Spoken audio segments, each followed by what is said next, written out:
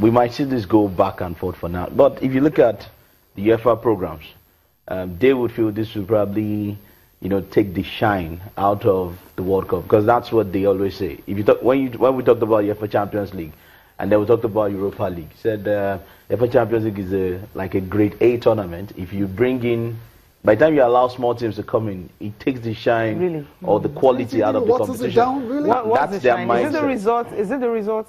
No, it's just the fact that, this was something that happened. In fact, this was one of the reasons why we had the UEFA Champions League. Yes. Because they felt this thing can be done properly. So by the time you allow, for instance, a Djibouti, I'm talking about Africans, a South Sudan, to actually feature more in a Nations Cup, for instance, they feel the quality is no longer there. If you have a 48, really? if you have a 48 team World Cup, for instance, and you are playing the likes of Tahiti, you are playing the likes of in normal group phases, Fiji Island, they feel if you have a fixture like Brazil, Fiji, it's too one-sided, and really, it's not going to be. It's not a World Cup quality. Should we use the last World Cup in Brazil, Germany, Brazil, the scoreline? What was that?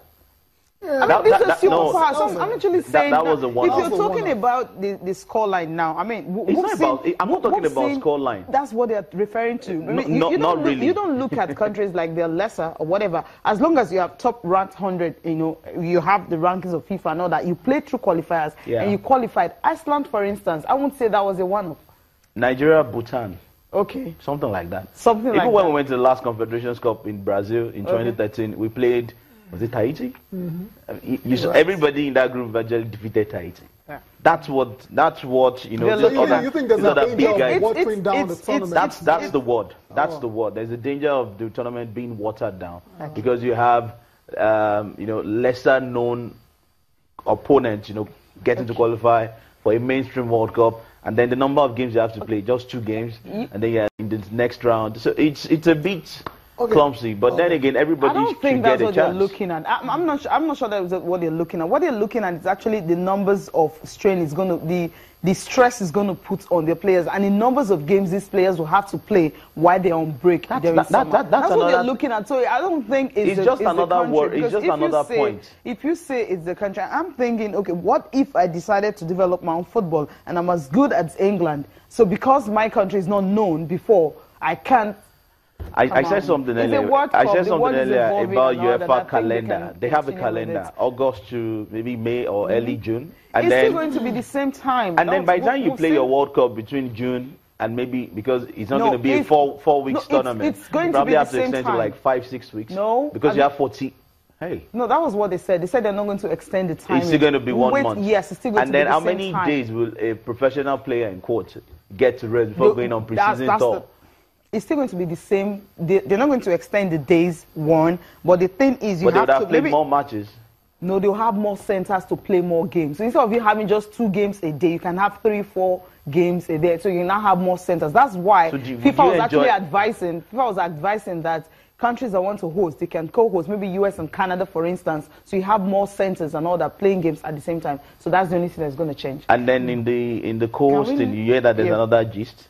Okay. They're trying to push for the 2 host nations to get automatic qualifications to the World Cup. Of course, that's how it's going to be. Let's move on from that. From now, please, can we talk about the Commonwealth Games, before we go to the Commonwealth Games, what about Spain and England, Germany, and Italy getting guaranteed 4 spots in the group stage from the 2018-2019 season?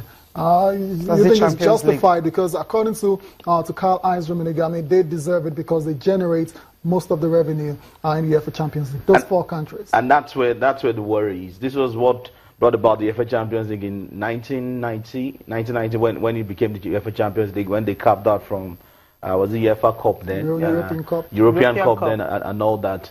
They feel we are superpowers. We need to get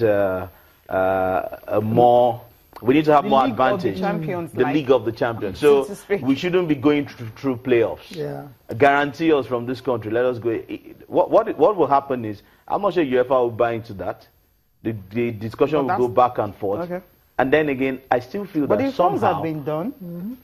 Well, I still feel that It's been somehow we might just get rearranged, to but you know, they're pushing for another tournament. Yeah. Super I League, forgot which- Super League now. European Super League. But he also addressed that. He That's says on the they're not back burner interested now. in it. No. They're not interested They've in got it. what they UEFA want now, also right? said they're not interested in it. If So you what are they not interested wanted in was it- having this. And And it's- if they it's have done. this, you guarantee 4 slots Yeah. at the group stage. No So you don't need the qualifiers. Super Cup anymore. So that's the reason they don't have This won't be fair on other teams. It's not Super fair. League. No. That's the thing. So you have to grow Four your teams, I league. mean, As but I those said, teams grow are your like, Why league. should I by guarantee far- you group by stage? far the best, you know, That's they why have you don't have- by far the best leagues in Europe. League. Those What four teams. makes it the best league? I The mean, money. Yeah, Yes, the money, the the revenue, competitiveness, the competitiveness. the quality Yes, of the football. quality and all Then that. Germany should have all of their teams, you know, in the No, Champions that's League why they're first. having Well, 4. before you consider that's why they're teams from having Spain, 4. That's why Italy. they're having 4 each. Okay. Okay, we'll move away from Let's that now. move Refer to me, and if I give you time, you're going to continue talking. Now, the Queen's Baton Relay will be in Lagos from this Saturday, April 1st to 5th, and because they are going to have a whole lot of activities concerning that. And not only that, they're going to use some former Olympians, those that have won a good medals at the Commonwealth Games. All of them will have to carry the torch around Lagos. I think maybe because of money and all that, they won't be able to go through the cities of Nigeria. It's just going to be only in Lagos, maybe from National Stadium to Joy but then back to Western Avenue, and of course back to the National Stadium. The press conference was held yesterday in Lagos to herald the fact that it will be coming, you know, the Saturday. And What's the date again? Saturday, April 1st to Okay. 5th of April. That's Yes. 1st to 5th of April. Yes. That's when it will be coming. So the press conference held on Tuesday morning at the NOC Secretariat. You saw something, you were actually smiling about that. I don't know why. But then this is actually to tell everyone that the Commonwealth Games is around the corner. It's going to be starting soon. And of course, preparations will have to be top notch for Nigeria to know that, hey, this game is coming. We'll be successful in that.